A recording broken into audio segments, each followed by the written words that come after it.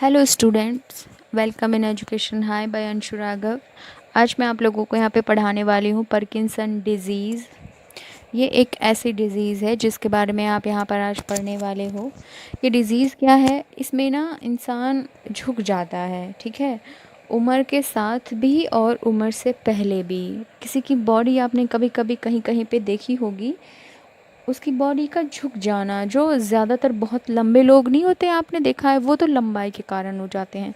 But जिसकी height भी कम है और उसका शरीर ऐसा है, उसकी बॉडी ऐसी है कि वो झुका हुआ है, जैसे ये अंकल आपको दिख रहे हैं यहाँ पे, ये फ़ोटो मैंने आपको दिखाई है, तो ये चीज़ है, ठीक है। तो यहाँ पे क्या आप देख सकते हैं, जैसे trimmer of the hands even at rest, पता है, ऐसा ज़्यादातर आपने देखा होगा आपके घर में। अगर बुज़ुर्ग हैं, मेरी दादी हैं जैसे, तो उनके हाथ एक ही तरफ को मुड़ जाना, आई मीन फिंगर थोड़ा अंदर की तरफ हो जाना, तो वो सीधी नहीं होती हैं।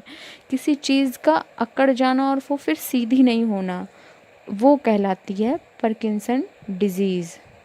जैसे अगर आपके घर में बुज़ुर्ग हैं ना, तो आप देख पाएंगे कि यदि आपके बाबा हैं, दादाजी, अगर उन वो हैं तो उनकी फिंगर, यदि पैर की फिंगर टेढ़ी है तो वो टेढ़ी, कोई कोई फिंगर होती है ना अजीब सी, बाहर की तरफ हड्डी का निकल जाना और बिल्कुल शेप उसी तरफ की तरफ मुड़ जाना, फिर सीधी नहीं होती हैं, तो वो चीज़ पार्किंसन डिज़ीज़ में आती है।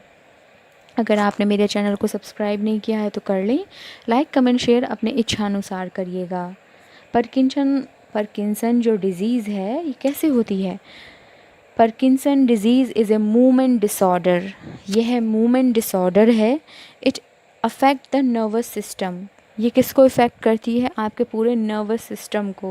और नर्वस सिस्टम कहाँ पे होता है आपके, मतलब ये पूरे ब्रेन को डैमेज या इफ़ेक्ट करती है, ठीक है। A disorder of the central nervous system, ये कहाँ पर होता है? ये डिसऑर्डर जो है ये कहाँ पर होता है? CNS में, मतलब सेंट्रल नर्वस सिस्टम में। और नर्वस सिस्टम कहाँ पे होता है? ब्रेन में होता है। बहुत इम्पॉर्टेंट पार्ट है ये हमारी बॉडी का, जो ब्रेन है, और उसका एक पार्ट है नर्वस सिस्टम, ठीक है।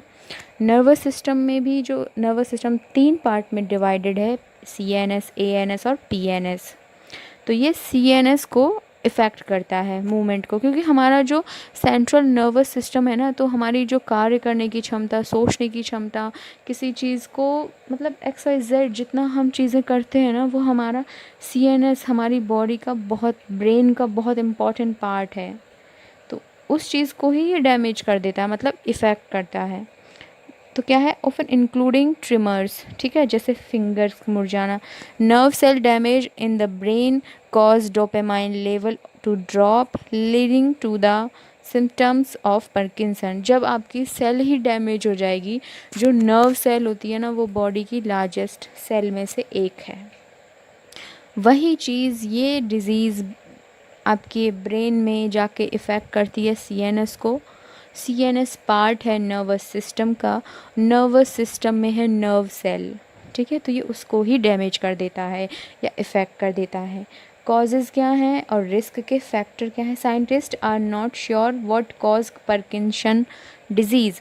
साइंटिस्ट खुद श्योर नहीं है कि ये डिज़ीज़ होती कैसे है। It happens when nerve cell die in the brain. हो सकता है कि नर्व सेल मर जाती हो ब्रेन में, ये तब होता हो, ठीक है। तो मतलब साइंटिस्ट को आइडिया ही नहीं है, and I have no idea and you have no idea, okay. Then first है जेनेटिक फैक्टर, ठीक है। Sometimes Parkinson disease appear to run in families. कभी कभी ऐसा होता है कि फैमिली में कभी किसी को होती है, कुछ जनरेशन तक वो गायब हो गई, लेकिन वो फिर से आ गई किसी ना किसी में। But it is not always hereditary. But हम इसको ये नहीं कह सकते कि ये आनुवांशिक है। आनुवांशिक हो गया, मतलब जेनेटिक टू, जीन से जीन, मतलब आपको आपके पापा से, आपसे आपके बच्चों को, या आपके पापा को आपके बाबा से। तो ये होता है हेरिडिटेरी, मतलब जन्म से, मतलब जीन टू जीन ट्रांसफ़र होना, ये कहलाता है हेरिडिटेरी, मतलब आनुवंशिकता। Researchers are trying to identify specific genetic factor that may lead to Parkinson disease. जो रिसर्चर हैं या शोधकर्ता हैं वो अभी तक इसको आइडेंटिफाई करने में लगे पड़े हैं, ठीक है, कि ये स्पेसिफिक जेनेटिक फैक्टर होता कैसे है या किस चीज़ से ये डिज़ीज़ क्रिएट हो जाती है, कॉज हो जाती है, बन जाती है, ऐसा क्या हो जाता है। पार्किंसन हैड टू टॉय, ये इस तरीके से हो जाती है, इंसान को कुछ कुछ ऐसा कर देती है, ठीक है। ये देखिए गर्दन का थोड़ा पीछे की तरफ निकल जाना, ठीक है, हेड आगे की तरफ हो जाता है फॉरवर्ड, एंड आपकी जो पीठ है ये पीछे की तरफ हो जाती है। विज़न, आँखों का विज़न जो है थोड़ा नीचे की तरफ हो जाता है, ठीक है, और ये सब आप पढ़ पा रहे होंगे। और जो वेस्ट होती है, ठीक है, वो पीछे की तरफ निकल जाता है हिस्सा। तो मतलब इंसान एक तरीके से टेढ़ा मेढ़ा हो जाता है, ठीक है। कॉजेज़ क्या हैं, किस कारण से होती है ये। The causes of Parkinson disease included, जैसे जेनेटिक एंड फैमिली हिस्ट्री, हो सकता है जेनेटिक ही होती हो, आपकी फैमिली में कोई हो, पिछले जो पूर्वज थे उनमें कोई रहा हो, उसकी वजह से ये आगे आ गई हो। कभी कभी होता है ना, कोई पुराना जीन आगे आ जाता है, ठीक है, किसी किसी में हाइड होता है, लेकिन कभी कभी वो जीन एक्टिव हो जाता है किसी बच्चे में। Frequent exposure to pesticide such as insecticide, herbicide and fungicide, हो सकता है ये इन सारी चीज़ों से भी होता हो, जैसे फंगिसाइड, पेस्टिसाइड, इंसेक्टिसाइड, ठीक है, herbicides. Lewy bodies that are abnormal clumps of protein found in the brain stem of pupil with Parkinson disease with which affect brain function. But एक मेन क्वेश्चन यही है कि ये ब्रेन को ही damage क्यों करती है, मतलब ब्रेन का मोस्ट इम्पॉर्टेंट पार्ट होता है CNS, ये उसी को डैमेज करती है, उसी के कार्य करने की क्षमता को ही इफ़ेक्ट कर देती है कि इंसान फिर कुछ कर ही नहीं पाता है। Losses of dopamine production in the brain when cells that produce dopamine are damaged. Dopamine damaged हो जाता है, ठीक है। Advanced age, उम्र बहुत ज़्यादा लगती है।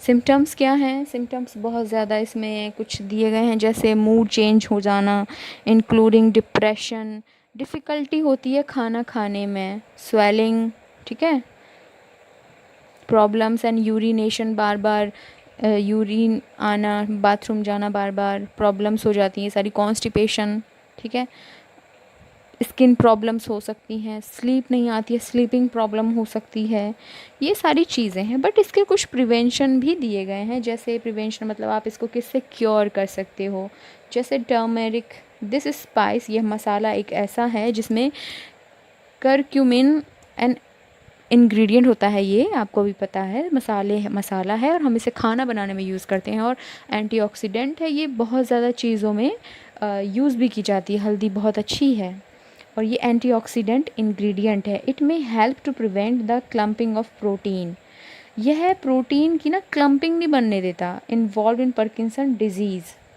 देखिए प्रोटीन क्या काम करती है, आपकी बॉडी में ब्लड ले जाने का काम करती है, ट्रांसपोर्ट का काम करती है, बिल्डिंग ब्लॉक का काम करती है, प्रोटीन आपकी बॉडी को बनाती है। At least one laboratory study has found, ठीक है। फ्लेवोनॉइड्स क्या करते हैं, consuming another type of antioxidant, ये अनदर टाइप ऑफ एंटीऑक्सीडेंट होते हैं। Then flavonoids may lower the risk of developing, इसमें कुछ थोड़ा सा रिस्क होता है, जैसे अकॉर्डिंग टू रिसर्च में कहा गया है कि फ्लेवोनॉइड्स एंटीऑक्सीडेंट होते हैं, लाइक जैसे टर्मेरिक होता है, इसमें जैसे फ्लेवोनॉइड्स प्रेजेंट कहाँ होता है, जैसे flavonoids are present in berries, apples, vegetables, tea and red grapes, लाल अंगूर में, जितनी भी बेरीज़ होती हैं, blue berries, red berries and green berries, इन सब में फ्लेवोनॉइड्स होता है। अब और एप्पल में, ठीक है, तो ये हाई लेवल पे इसमें फ्लेवोनॉइड्स होता है एंड एंटीऑक्सीडेंट ये होता है।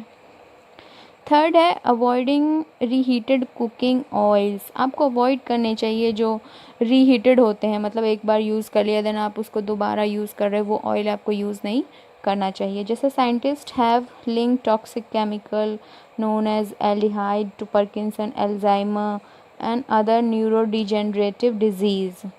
तो मतलब इसकी इन सारी चीज़ों से ना, जैसे पार्किंसन डिजीज़ है, अल्जाइमर है, भूल जाना, ठीक है, याददाश्त कमज़ोर होना, और न्यूरो माने न्यूरो, जितनी भी चीज़ें न्यूरो जुड़ जाती है ना, वो आप समझिए वो ब्रेन से रिलेटेड है। अगर न्यूरो शब्द कहीं पे भी जुड़ गया है तो वो हमेशा, कहीं पर भी आप कोई भी एग्ज़ाम दे रहे हैं, अगर कहीं पर भी जैसे न्यूरो वर्ड आ गया है तो आप उसको समझ जाइएगा कि वो ब्रेन से है, ठीक है। जैसे कैंसर्स, ठीक है, अवॉइडिंग, आपको टॉक्सिन्स को आपको अवॉइड करना चाहिए, जैसे exposure to herbicide, pesticide and other toxins may increase the risk of neurological disease. ये ज़्यादा से ज़्यादा हाई रिस्क आपको हो सकता है, इंक्रीज़ कर देते हैं ये न्यूरोलॉजिकल डिजीज़ का, जैसे such as Parkinson disease. People should take precautions when using this type of product. People ये सारे प्रिकॉशंस ले सकते हैं, जैसे for example by using protective clothing. वो प्रोटेक्टिव क्लॉथिंग मतलब कपड़े ऐसे पहन सकते हैं जिससे वो प्रोटेक्ट हो सकें, ठीक है। किससे? फंगीसाइड से, इंसेक्टिसाइड से, इन सारी चीज़ों से। Take away, Parkinson disease is a life long condition that involve neurological changes in the body. आपको भी पता है पार्किंसन जो डिज़ीज़ है ये लाइफ लॉन्ग के लिए हो जाती है, अगर एक बार हो गई तो फिर ये जाने वाली नहीं है, ठीक है। तो और इसमें इन्वॉल्वमेंट क्या है, आपका जो न्यूरोलॉजिकल चेंजेस हैं वो सब बॉडी में दिखाई देते हैं, जैसे the changes can make it hard for a person to function in daily life. मतलब एक इंसान के अंदर इतने सारे चेंजेस, हार्ड चेंजेस आ जाते हैं कि उसकी लाइफ बहुत हार्ड हो जाती है, जैसे वो काम नहीं कर पाता अच्छे से। फिंगर टेढ़ी हो गई है तो टेढ़ी ही है, तो कैसे काम करेगा, कैसे पकड़ेगा, मतलब, ठीक है।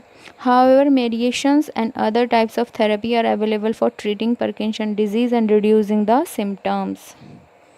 इसके लिए थेरेपी भी हैं, जैसे current treatment can relieve symptoms but scientist hope that gene therapy of stem cell, जैसे स्टेम सेल की जीन थेरेपी होती है तो उससे इसका ट्रीटमेंट है थोड़ा बहुत। Therapy will one day be able to do more than this and restore function that the person has already lost, ठीक है। तो